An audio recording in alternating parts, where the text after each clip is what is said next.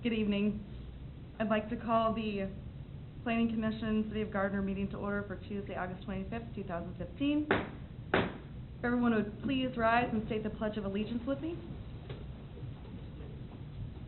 I pledge allegiance to the flag of the United States of America and to the republic for which it stands, one nation, under God, indivisible, with liberty and justice for all.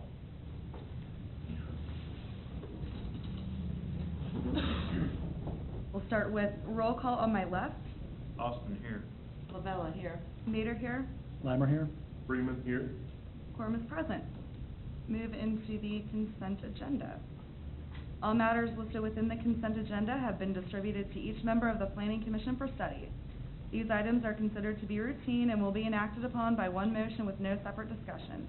If separate discussion is desired on an item from either the Planning Commission or from the floor, that item may be removed from the consent agenda and placed on the regular agenda. Are there any items any member of the commission would like to have removed from the consent agenda?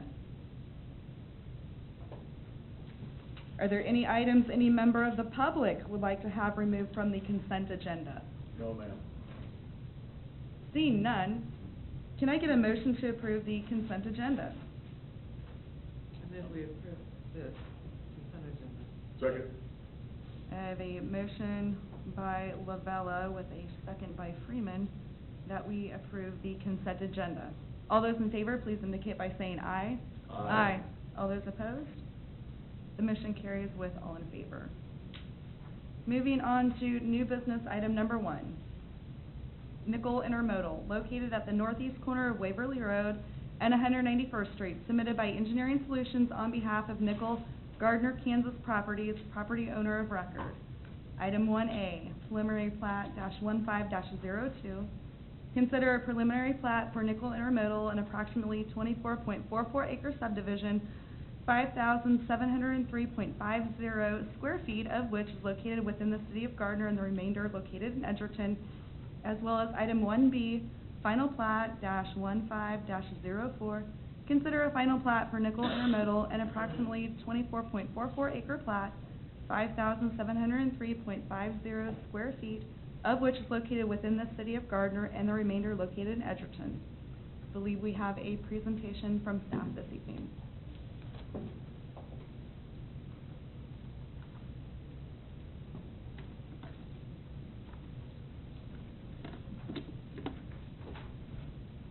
Thank you, Madam Chair. Evening, Commissioners. Chad Barr, Planner 1, to present this particular agenda item.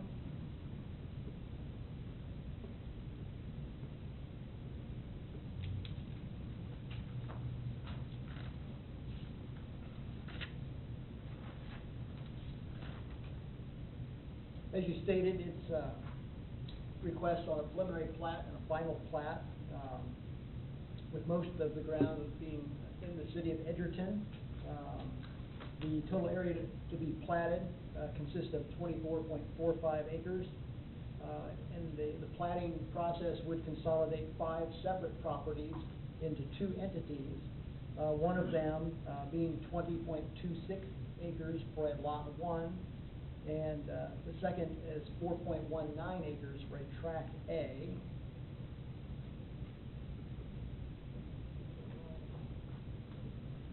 On this particular slide, you can see some of the city limits, the configuration, which the lines out there dance around a little bit, but to summarize, basically the city of Gardner's city limit lines are identified in blue and the city of Edgerton in red. There is a small area south of the subject properties that's still in Johnson County. It's kind of a little island as a part of 191st Street. And then there's also Johnson County unincorporated territory on the west side of Waverly Road. There's a peninsula again along 191st Street, and then south of the Edgerton Park that you see there. And in the center of the subject properties, highlighted in blue, is the area that's in Gardner. It consists of 0.13 acres. It is a sanitary sewer lift station that was developed in the years 2013 and 2014 by the city. It was annexed into the city in April of 2014. Basically, it's fed affluent-wise from the northeast by gravity. Then it pumps it uphill to the south, and then westerly over to the Edgerton treatment plant, which is located on the east side of Edgerton. Continuing on, this is a photo looking at that lift station. This particular photo is taken from Waverly Road, looking to the southeast.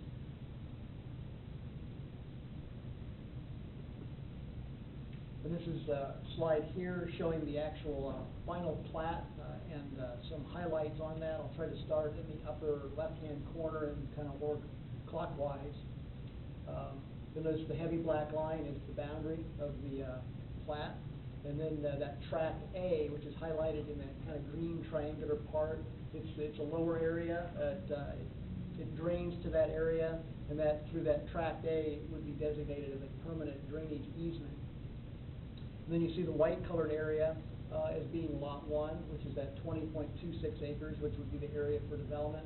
Currently, the development that's on that area, there is a large kind of industrial parking lot kind of in the center of that particular property. You can see down at the bottom, area that would be dedicated for road right-of-way for West 191st Street, and that would be the area that's north of the black line. And then you'll see, moving around clockwise, a brown kind of a triangular area, and that is would be, through this plat, would be designated as a drainage easement. And then you see the little yellow area there. That's actually an ingress-egress easement to the actual sanitary sewer lift station. And then the blue area itself is the area of the station and the area inside the city. And you see more area to be dedicated, but this would be for Waverly Road. That would be on the east side of that black line. That would be dedicated through the platting process. And then the last two features, another small triangular area which would be designated as a drainage easement. Why they chose to do the tract A separate from the small little brown triangular area, I don't know. And then the last one is the permanent sanitary sewer easement. It's kind of designated with the olive color. Comes from the northeast. That's the gravity feed. And then you see the easement that flows out of the plant to the south.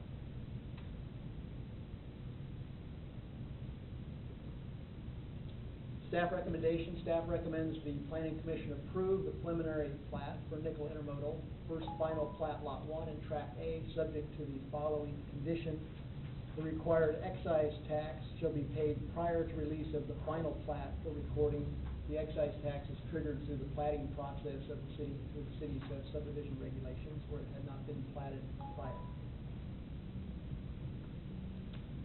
And then the staff recommendation on the final plat. Staff recommends the Planning Commission approve the final plat, same title, and forward the final plat to the governing body with a recommendation of approval subject to the following, I should say, conditions. There's two conditions. Number one, the required excise tax will be paid prior to release of the final plat for recording.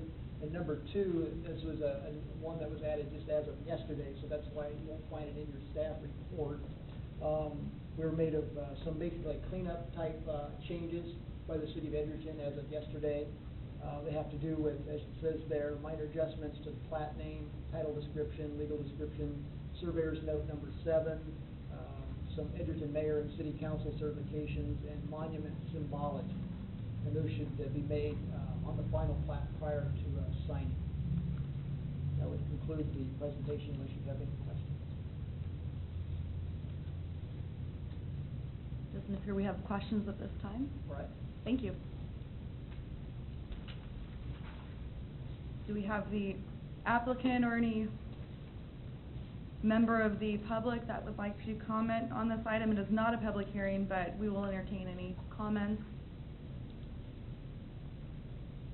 Matt Bliss with Engineering Solutions, just here to answer any questions. We don't have any comments. We appreciate you guys' time and willingness to work with us in this. So just here to answer your questions. Great. Thank you.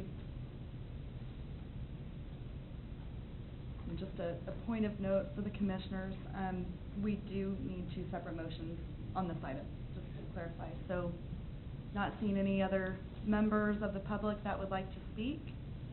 This is a planning commission discussion, so any questions for staff, or we do have the applicant here for any questions you guys might have.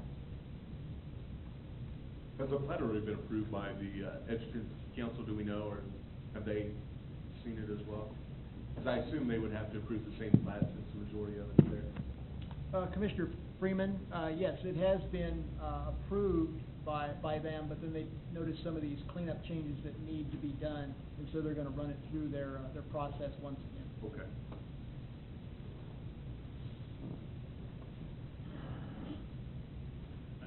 I guess just for my information, are we approving the entire plat or just the City of Gardner piece?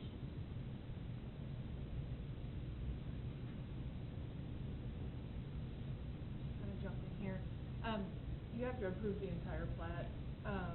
It's not, the City of Gardner piece is not a lot in itself, a plat in itself, it's a part of another plat, so it's a joint approval process of the entire plat with the City of Gardner and the City of Edmonton. Questions? If we don't have other questions or comments, I would entertain a motion on item 1A. I move that we approve the preliminary plat for Nickel Intermodal, first final plat, Lot 1 in Tract A, subject to the following condition. The required excise tax shall be paid prior to release of the final plat for recording. Second. Item 2 was only for the second part, correct? Okay. Okay. So we have a motion made by Freeman with a second by Limer that the planning commission approve the approve the preliminary plat, my apologies, for Nickel Intermodal first final plat, Lot 1 in Tract A, subject to the following condition. 1, that the required excise tax shall be paid prior to release of the final plat for recording. All those in favor, please indicate by saying aye. Aye. All those opposed? Motion carries with all those in favor. Moving into item 1B, if there's not additional questions or comments, I would entertain a motion on item 1B. I move that we approve the final plat for Nickel Intermodal, first final plat, Lot 1 in Tract A, and forward the final plat to the governing body with a recommendation of approval, subject to the following conditions. The required excise tax shall be paid prior to the release of the final plat for recording. And 2, minor adjustments to the plat name, title description, legal description, surveyor's note number 7, Edgerton Mayor and City Council certifications, and monument symbology are made on the final plat prior to signing. Second. We have a motion made by Freeman with a second by Limer that the planning commission approve the final plat for Nickel Intermodal, first final plat, Lot 1 in Tract A, and forward the final plat to the governing body with a recommendation of approval, subject to the following conditions. 1, the required excise tax shall be paid prior to release of the final plat for recording. 2, minor adjustments to the plat name, title description, legal description, surveyor's note number 7, Edgerton Mayor and City Council certifications, and monument symbology are made on the final plat prior to signing. All those in favor, please indicate by saying aye. Aye. All those opposed? Motion carries with all in favor. Moving into other business item number 1. Update regarding the Land Development Code rewrite process. Good evening, Commissioners. Michelle Leiniger, Principal Planner. Just to give you an update to where we are in the process of the code rewrite. Today and yesterday I did receive 4 out of 5 what we are calling critical issues papers from the consultant, and these are papers that are critical issues. They're issues that we have flagged along with our advisory committee, our technical committee, and, some comments from the public that, topics that need to be looked into a little bit more. One or two specifically that we're looking into: signs, downtown, street trees, housing choices, oil wells. That's just a handful of them. Those are in draft form at this point, and our technical committee, which is staff committee, will look at those, meet with the consultant, tie up any loose ends, and then we would anticipate releasing those to the public and our advisory committee the first full week of September. And then we will probably pick a couple of the bigger items and have public meetings on those, just to get some response on those topics back from the general population. We may look at targeting specific groups and inviting them into these public meetings just for specific comments. Our housing choice ones, we may specifically target our builders and bring them in and give them comments. Our advisory committee does have 3 residential builders on the committee, so we have a good group in there. But we want to give everybody an opportunity to look at these white papers, and really what they do is boil the topics down into things that are more understandable for the general population. If we went out and gave everybody draft code language, not only would our attorney probably have a heart attack having the general population trying to write code, but it's not easy to understand. That way we can try to explain these concepts, we can get direction on how we want to look at them as far as regulating them, and then we can bring that back to staff and the consultants for us to do our job and write the code language to make those things work. So that's where we are today. So I would say end of September, October, look for some public meetings coming through. We'll do some announcements when the white papers come out and such, so stay tuned. We're moving forward, and we're excited to start seeing some stuff coming from the consultants. Great. Michelle, I have one really quick question Yeah. in regards to it, only because it's come to light through our last meeting through council. In the development code rewrite, do you know if they're looking into more clearly defining cargo containers and cargo storage? Or container storage? Because it's Yeah. too loosely interpreted now, which is one of the issues. Well, yeah, very, very broadly. Right. That specifically wasn't something that we had called out, but we are looking at definitions of uses as a whole. Something that we have had discussions with the consultant about is that we have some very specific uses in our code. Mushroom farming, things like that. And, to take a step back and broaden those things and make use groups, retail versus of size differentiation versus, selling potted plants and selling, clothes and selling packaged liquor. That gets into a whole different thing, packaged liquor. But, whether you're selling clothes or you're selling groceries, they probably have the same impact as when you get of certain sizes. That's probably more important. So kind of changing how we define those uses and broadening the categories, and then offering definitions of those categories to be able to say, okay, you are a Hy-Vee, you fit into retail of this size, which is similar to a Kohl's or a Target, but it doesn't matter what you sell. And then we'll be able to define those more broadly and have some standards. So we're really looking at changing what that's looking at and kind of